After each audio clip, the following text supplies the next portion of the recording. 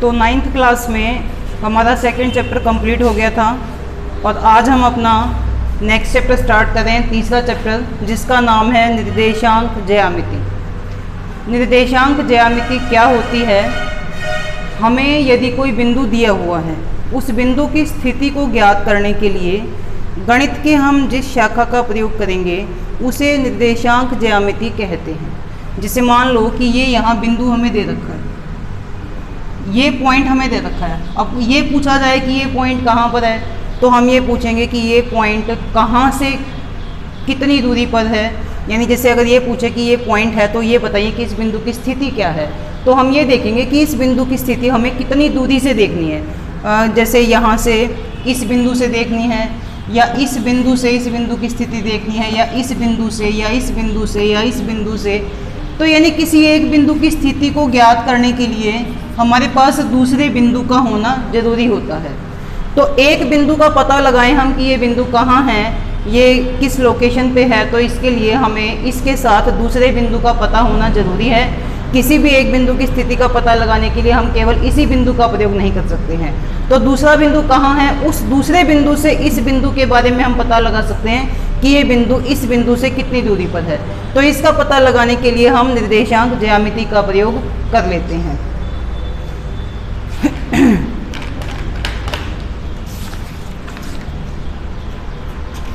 इसमें हम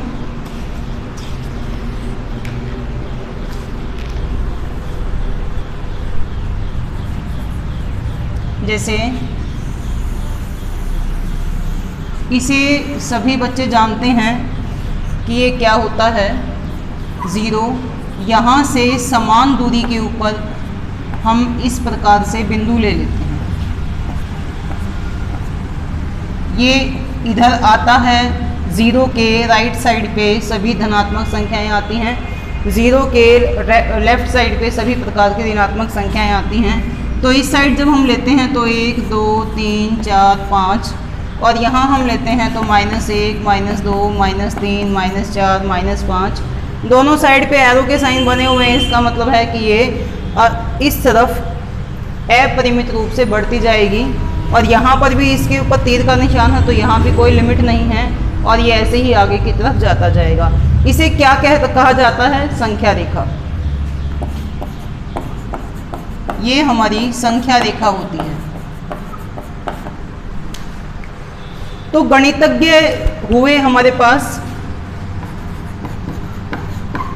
कार्तीय। तो गणितज्ञ कार्तीय ने हमें निर्देशांक ज्यामिति के बारे में बताया। उन्होंने बताया कि जिस भी प्लेटफॉर्म के ऊपर हम इस संख्या रेखा को बनाते हैं, चाहे वो ब्लैक बोर्ड है, चाहे वो कॉपी का पेज है, या फिर वो कोई भी दूसरी रजिस्टर हो सकता है हमारे पास, या हम ज़मीन के ऊपर भी बनाएं, तो उसे हम तल कहते हैं। क्या कहते हैं? तल। तो जैसे ब्लैक बोर्ड के ऊपर बनाया तो ब्लैक बोर्ड क्या हो जाता है? तल हो जाता है। अब इस तल को किसने बताया? गणितज्ञ कार्तीय ने। तो इसलिए इसको कई बार कार्तीय तल भी कहा जाता है। तो जैसे ही हमने इस तल के ऊपर, तो ये तल हो गया हमारा कार्तीय तल, या तल भी कह सकते हैं, हमने एक संख्या रेखा को बनाया। अब एक दूसरी संख्या रेखा हम वर्टिकल बना देते हैं इस तरह से। ये भी संख्या रेखा है, ये 0 हो गया। ऊपर की तरफ प्लस की संख्याएं समान गैप के ऊपर 1 2 3 4 5 6, तीर का निशान है। इसका मतलब है कि आगे बढ़ती जाएगी, कोई लिमिट नहीं है। ऐसे ही नीचे की साइड पे -1 -2 -3 -4 समान गैप लेकर के, और हम इस तरह से ये एक नीचे की तरफ भी अंकों को लिख देते हैं। यहाँ भी तीर का निशान है, इसका मतलब इनकी भी कोई लिमिट नहीं है। -5 -6 -7 -8 ऐसे चलता रहता है। तो हमारा ये तल के ऊपर हमने 2 रेखाएं बनाई, एक क्षैतिज रेखा, ऊर्ध्वाधर, ये हमारी वर्टिकल लाइन है, और ये हमारी क्षैतिज रेखा है। क्षैतिज रेखा को हम कहते हैं अक्ष। यानी ये जो लाइन हमारी बनती है ये होता है अक्ष। ये भी अक्ष है और ये भी अक्ष है। अक्षों के नाम क्या होते हैं? ये एक्स अक्ष होता है, एक्स अक्ष के ऊपर और ये वाई अक्ष होता है, ये भी अक्ष है। 0 के यहाँ सभी प्लस की संख्याएं हैं, 0 से ऊपर की तरफ प्लस की संख्याएं हैं, तो ये दोनों हमारे धनात्मक रेखाएं होती हैं, धनात्मक अंक इनके ऊपर लिखे होते हैं, तो इसको हम x डाल देते हैं, इसको हम y डाल देते हैं। 0 के लेफ्ट साइड पे ऋणात्मक अंक आ गए, नेगेटिव नंबर्स आ जाते हैं, माइनस की संख्याएं आ जाती हैं, तो वहाँ पर यदि हम x लिखते हैं तो यहाँ x डैश लिख देते हैं। ऐसे ही ये जो नीचे वाली माइनस की संख्याएं हैं, ऊपर हमने y नाम डाला है इसको, तो ये हो जाएगा y डैश। प्लस वाले नंबर्स को हमने x और y से दिखा दिया, माइनस वाले नंबर्स को हमने x डैश और y डैश से दिखा दिया। अब जैसे ही हमने दोनों संख्या रेखाएं बना दी हैं, तो हमारे पास दो अक्ष हैं, एक x अक्ष, संख्या रेखाओं को हमने नाम दे दिया, इस रेखा को हम कहेंगे x अक्ष और इसको हम कहेंगे y अक्ष। दोनों रेखाएं एक दूसरे को यहाँ इस बिंदु पर प्रतिच्छेद करती हैं। अब ये इस बिंदु पर जब एक दूसरे को काट रही हैं, तो इस बिंदु को हम क्या कह देते थे, क्या कहेंगे, मूल बिंदु। क्या कहा जाएगा इसको, मूल बिंदु। जहाँ x अक्ष और y अक्ष दोनों एक दूसरे को काटते हैं, उसे मूल बिंदु कहा जाएगा। जब हमने x अक्ष और y अक्ष दोनों बना दिए, तो हमारा ये जो तल है ब्लैक बोर्ड, या हम कॉपी के ऊपर बना रहे हैं तो कॉपी का पेज, टोटल 4 भागों में बंट जाता है। ये पहला भाग, ये दूसरा भाग, ये तीसरा भाग और ये चौथा भाग। अब इस प्रकार से प्रत्येक भाग को क्या कहा जाएगा, चतुर्थांश। चतुर्थांश क्वाड्रेंट, ये फर्स्ट क्वाड्रेंट है, पहला चतुर्थांश, ये सेकंड क्वाड्रेंट, दूसरा चतुर्थांश, ये थर्ड क्वाड्रेंट, तीसरा चतुर्थांश और ये फोर्थ क्वाड्रेंट, चौथा चतुर्थांश।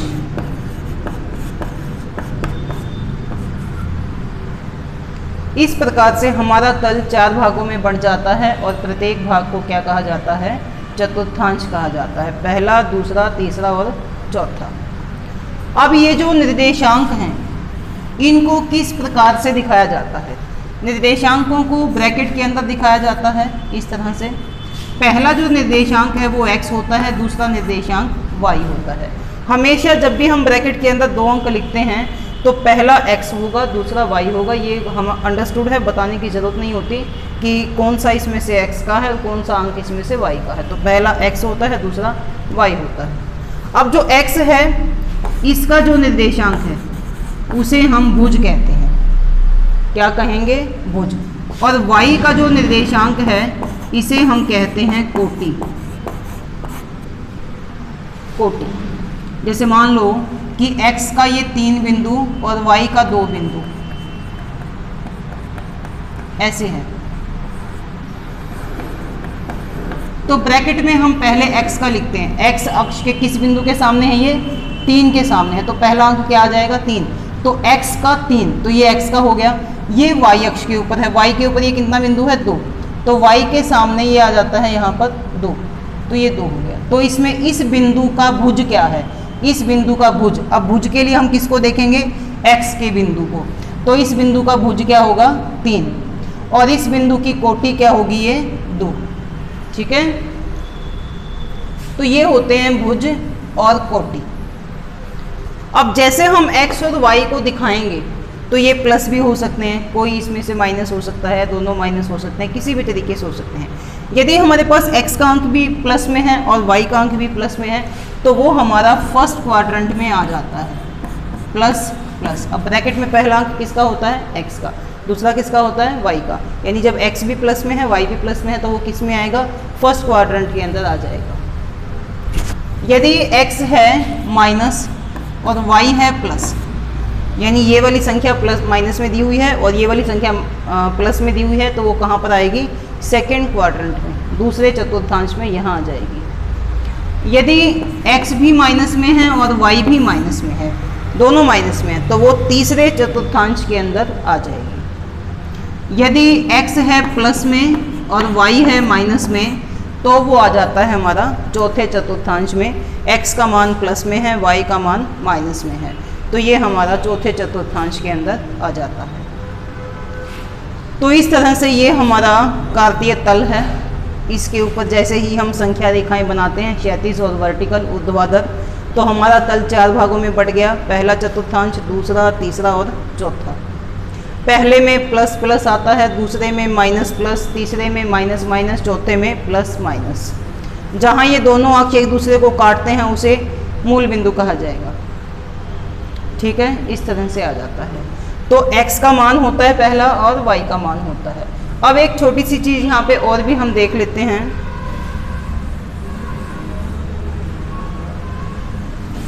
यदि हमारे पास y का मान 0 है और x का मान कुछ भी दे दिया जाए, 1 2 3 4 5, लेकिन y हमेशा 0 रहे, तो वो जब y 0 होगा तो वो बिंदु जब हम दिखाएंगे ग्राफ की कॉपी में, तो वो x अक्ष के ऊपर आएगा। कहाँ आएगा? x अक्ष के ऊपर। यदि x 0 है और y की जगह कोई भी मान है, 1 2 3 4 5 6, तो ये जब x 0 हो जाता है तो वो y अक्ष के ऊपर आ जाता है। तो याद रखना है, जब y 0 है तो x अक्ष के ऊपर आएगा, जब x 0 है तो फिर वो y अक्ष के ऊपर आ जाएगा। यदि दोनों ही 0 हैं, x भी y भी, तो ये यहाँ मूल बिंदु पे आ जाता है इधर। क्यों? क्योंकि देखो ये जो संख्या रेखा है 1 2 3 4 5, 0 -1 -2, तो 0 जो है इस संख्या रेखा के ऊपर स्थित है। हम इस संख्या को रेखा को देखें, 1 2 3 4 5, -1 -2 -3 -4, और ये 0 आ गया। देखो ऐसे होता है ना, 0 1 2 3 4 5 ऐसे होता है। तो ये 0 y अक्ष के ऊपर भी है, तो ये 0 दोनों में कॉमन है, x अक्ष में भी और y अक्ष में भी ये 0 दोनों में ही कॉमन है। तो जब x की वैल्यू हम 0 लेंगे तो ये हो जाएगा, और जब हम ये y की वैल्यू 0 लेंगे तो भी यही हो जाएगा, यही हो जाएगा, यानी इस बिंदु पे आ जाएगा। ये मूल बिंदु होता है इसका निर्देशन।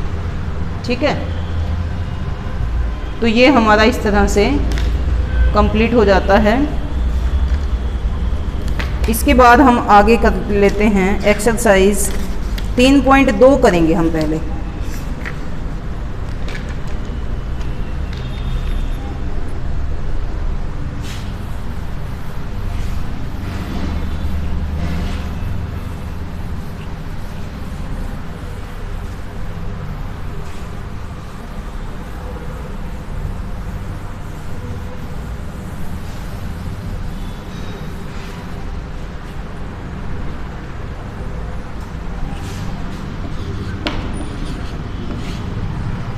तीन 3.2 में फर्स्ट क्वेश्चन है, निम्नलिखित प्रश्नों में से प्रत्येक प्रश्न का उत्तर दीजिए।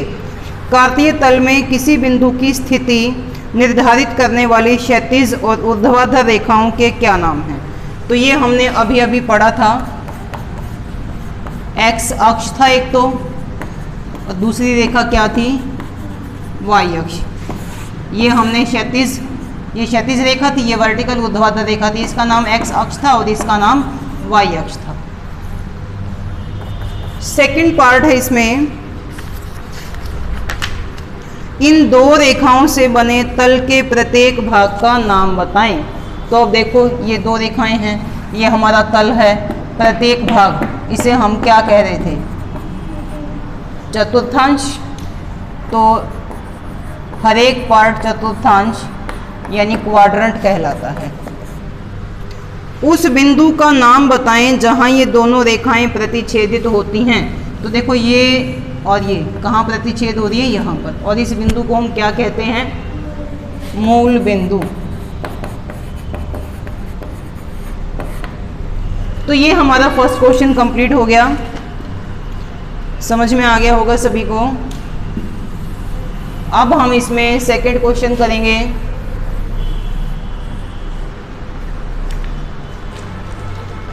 सेकंड क्वेश्चन है, हमें ये इस प्रकार से एक आकृति बना करके दी गई है।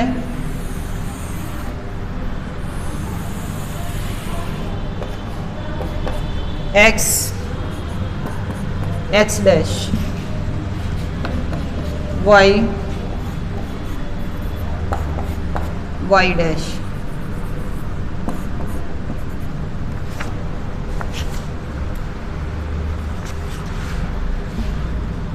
0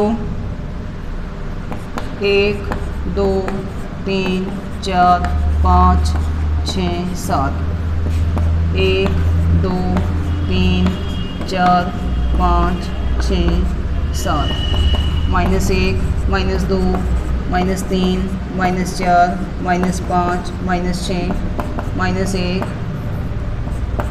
-2 -3 -4 -5 -6 -7।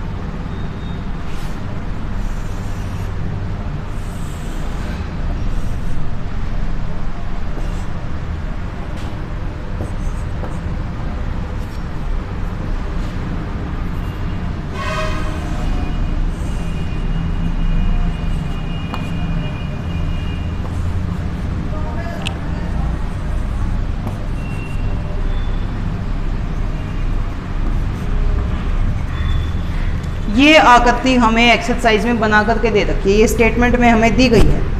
तो ये जो एक्स अक्ष और वाई अक्ष हम बनाते हैं, ग्राफ की कॉपी पे बनाते हैं। ग्राफ की कॉपी देखी है, बनाया होगा ग्राफ पहले क्लास में। तो ये समान अंतराल के ऊपर पॉइंट्स लगाए जाते हैं।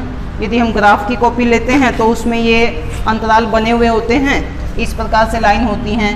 जैसे एक ये मोटी लाइन आ गई, फिर एक पतली पतली लाइनें आएंगी, 2 3 4 5 6 7 8 9 के बाद फिर ये 10, ऐसे मोटी लाइन। ऐसे ही जैसे ये मोटी लाइन है तो बारीक बारीक लाइनें आती हैं, 1 2 3 4 5 6 7 8 9 और फिर ये मोटी लाइन 10 होता है ना, ऐसे ही। फिर ऐसे ही आगे कॉलम, फिर आगे इसी प्रकार से ये इस प्रकार से कॉपी ग्राफ की होती है। तो यदि ग्राफ की कॉपी लेते हैं तो उसमें समान अंतराल के ऊपर हमारे पास लाइनें होती हैं, हमें सिर्फ उसके ऊपर निशान लगाना है। यदि हम लाइनों वाली कॉपी लेते हैं तो उसमें स्केल की सहायता से, फुटे की सहायता से हम 1-1 सेंटीमीटर के गैप के ऊपर ये पॉइंट्स ले लेते हैं, या आधा सेंटीमीटर। जैसे भी हमारे पास नंबर हैं, ज़्यादा बड़े नंबर हैं, ज़्यादा नंबर्स हैं तो हम कम गैप ले सकते हैं, आधा सेंटीमीटर का गैप ले सकते हैं। यदि कम नंबर हैं हमारे पास तो फिर हम वहाँ पे बड़ा गैप ले सकते हैं, 1-1 सेंटीमीटर का ले सकते हैं। तो अब इस आकृति को देख करके हमें कुछ क्वेश्चंस पूछ रखे हैं, उन क्वेश्चंस के हमें जवाब देने हैं।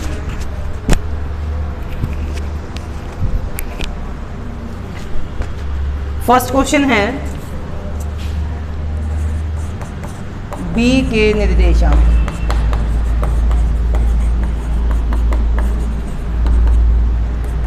सेकंड पार्ट सी के निर्देशांक। निर्देशांक -3 -5 द्वारा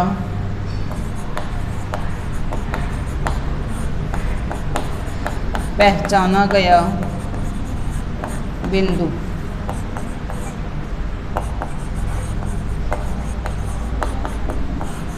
निर्देशांक 2, -4 द्वारा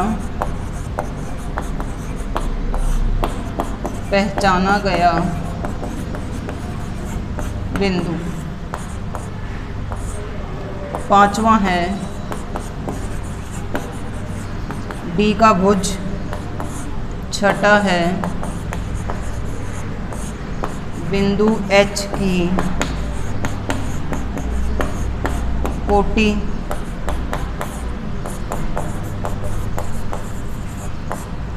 बिंदु एल के निर्देशांक बिंदु एम के निर्देशांक। तो सबसे पहले देखते हैं बिंदु बी के निर्देशांक। अब देखो बिंदु बी यहाँ है, निर्देशांक जो होते हैं वो कैसे लिखे जाते हैं, ऐसे ब्रैकेट में। पहला अंक किसका होता है, x के लिए, दूसरा किसके लिए होता है, y के लिए। तो अब ये जो बिंदु B है तो पहले x होता है, तो हम ये देखते हैं कि बिंदु B x अक्ष के किस बिंदु के सामने है। तो ये x अक्ष है, क्षैतिज रेखा, बिंदु B देखो किसके सामने है, ये -5। तो x का मान क्या आ जाएगा इसमें, -5। दूसरा होता है y। अब ये देखते हैं बिंदु B y अक्ष के किस बिंदु के सामने है। तो ऐसे ये लाइन देखो कहाँ किस बिंदु पर आ रही है, 2 पर। तो x का मान, y का मान क्या हो जाएगा, 2। तो ये हो जाते हैं बिंदु B के निर्देशांक। इसके बाद हमें बताना है बिंदु C के निर्देशांक। तो अब C को देखते हैं, हमारा C यहाँ है। तो पहले होता है x की वैल्यू, फिर y की। अब C जो है x अक्ष के किस बिंदु के सामने, हम ऐसे ला करके देखते हैं क्या आता है, ये 5। और यही बिंदु y अक्ष के किस बिंदु के सामने है, क्या बिंदु है ये यहाँ पर, -5। हो गया ये क्लियर। इसके बाद नेक्स्ट पार्ट है निर्देशांक -3, -5 द्वारा पहचाना गया बिंदु। अब ये जो -3 है ये किसका है, x का, और -5 किसका होता है, y का। तो देखते हैं x अक्ष पे -3 कहाँ है और y अक्ष पे -5 कहाँ है। तो x अक्ष के ऊपर -3 ये हो गया, y अक्ष पे -5 ये हो गया। इन दोनों बिंदुओं को हमने ऐसे करके मिलाया तो ये कौन सा बिंदु आ गया, E बिंदु। तो -3 -5 के द्वारा पहचाना गया बिंदु कौन सा हो जाता है, E। इसके बाद निर्देशांक 2, -4 के द्वारा पहचाना गया बिंदु। अब x का मान है 2, x अक्ष पे 2 को देख लेते हैं, ये यहाँ आ गया। और y का मान है -4, तो y अक्ष पे -4 ये हो गया। -2 और 2 और -4 के द्वारा यहाँ पर मिलते हैं, तो ये बिंदु का नाम क्या है, G। तो इसका आंसर आ जाएगा G। D का भुज, अब D देखते हैं कहाँ है, D यहाँ आ गया। अब भुज के लिए हम किसके अंक को देखेंगे, x अक्ष के अंक को देखते हैं। तो ये देखते हैं D x अक्ष के किस बिंदु के सामने है, x अक्ष के किस बिंदु के सामने है, ये 6 के सामने। तो D का भुज क्या हो जाएगा, 6। बिंदु H की कोटि, अब H देखते हैं कहाँ है, H ये है। अब कोटि के लिए हम किस अक्ष के बिंदु को देखेंगे, y अक्ष के किस बिंदु के सामने है, y अक्ष के किसके सामने है, ये -3। तो यहाँ आ जाता है -3। अब आगे है बिंदु L के निर्देशांक। अब L देख लेते हैं, L ये बिंदु है, ये वाला। तो निर्देशांक ब्रैकेट में लिखेंगे, सबसे पहले किसका आएगा, x का। तो अब ये देखो जो ये L बिंदु है ये x अक्ष के किस बिंदु के सामने है, 0 के सामने है। और y के किसके ऊपर है, ये y के किस बिंदु के ऊपर है, 5 के ऊपर ही आ गया। तो देखो जब x का मान 0 है तो मैंने बताया था कि पॉइंट कहाँ आएगा, y अक्ष के ऊपर। अब ये पॉइंट को देखो कहाँ, ये y अक्ष के ऊपर है। ऐसे ही बिंदु M के निर्देशांक। अब M बिंदु को देखते हैं। M x अक्ष के किस बिंदु के ऊपर है, -3। और y के किसके सामने है, ये 0 के सामने। तो -3, 0। तो हमने यहाँ देखा कि जब y का मान 0 है तो ये बिंदु किस अक्ष के ऊपर आता है, x अक्ष के ऊपर। तो जब x 0 होगा तो y अक्ष के ऊपर आएंगे निर्देशांक, जब y 0 होगा तो निर्देशांक x अक्ष के ऊपर आ जाएंगे। तो ये इस तरह से हमारी एक्सरसाइज 3.2 कंप्लीट हो जाती है।